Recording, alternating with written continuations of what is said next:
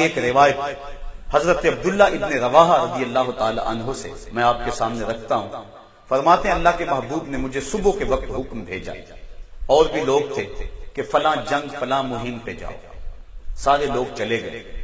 میں نے سوچا کہ میرے پاس اونٹنی موجود ہے اور میں نماز جمعہ حضور کے پیچھے پڑھوں گا اور جمعے میں حضور کا خطبہ سنوں گا، اور پھر اس کے بعد میں بھی بھاگ کر ان کے ساتھ شامل ہو جاؤں گا۔ اس خواہش میں نے باقیوں کو بھیج دیا اور خود نہ گیا۔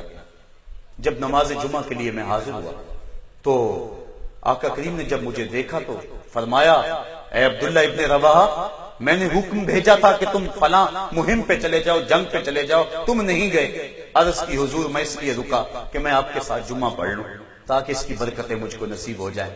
تو آقا کریم نے فرمایا کہ جب میں نے تمہیں کہا تھا صبح چلے جاؤ تو تم جمعے کے لیے رک گئے۔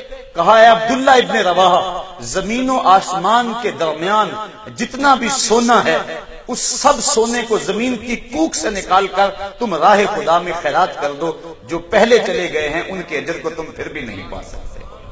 یعنی حضور کے حکم کی تعمیل اور اتباع، یہ حضور کی محبت کی جان ہے۔ آقا کریم علیہ الصلوۃ والسلام کی چاہت کو ہر شے سے مقدم رکھنا یہ تقاضا محبت ہے۔ اللہ کے محبوب علیہ السلام تشریف فرما تھے، ایک صحابی حاضر ہوئے اور آ کے بیٹھ کے سلام لیا، آقا نے جواب نہیں دیا۔ عرض کی حضور مجھ سے کون سی غلطی ہو گئی ہے کہ آپ نے میرے سلام کا جواب نہیں دیا؟ آقا کریم نے اس کی انگلی کی طرف اشارہ کیا کہ یہ تیری انگلی میں آگ کا انگارہ ہے، اور حضور نے اس کو پھینک دیا۔ اب کافی دیر مجلس چلتی رہی۔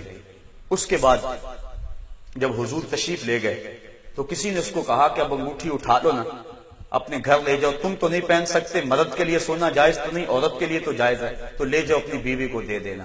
تو وہ صحابی کہنے لگے، لا واللہ لا آخذہ ابدا وقد طرحہ رسول اللہ صلی اللہ علیہ وسلم، کہا اللہ کی قسم میں اسے کبھی بھی نہیں اٹھاؤں گا جس کو اللہ کے رسول نے پھینک دیا۔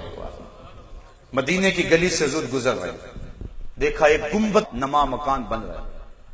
گنبد نما مکان کو دیکھ کر فرمایا، یہ کس کا ہے؟ عرض کی فلاں انصاری کا ہے۔ گنبد نما مکان، اونچے اونچے محل اللہ کے محبوب کو پسند نہیں تھے۔ حضور علیہ الصلوۃ والسلام کے چہرے پہ ناگواری آئی۔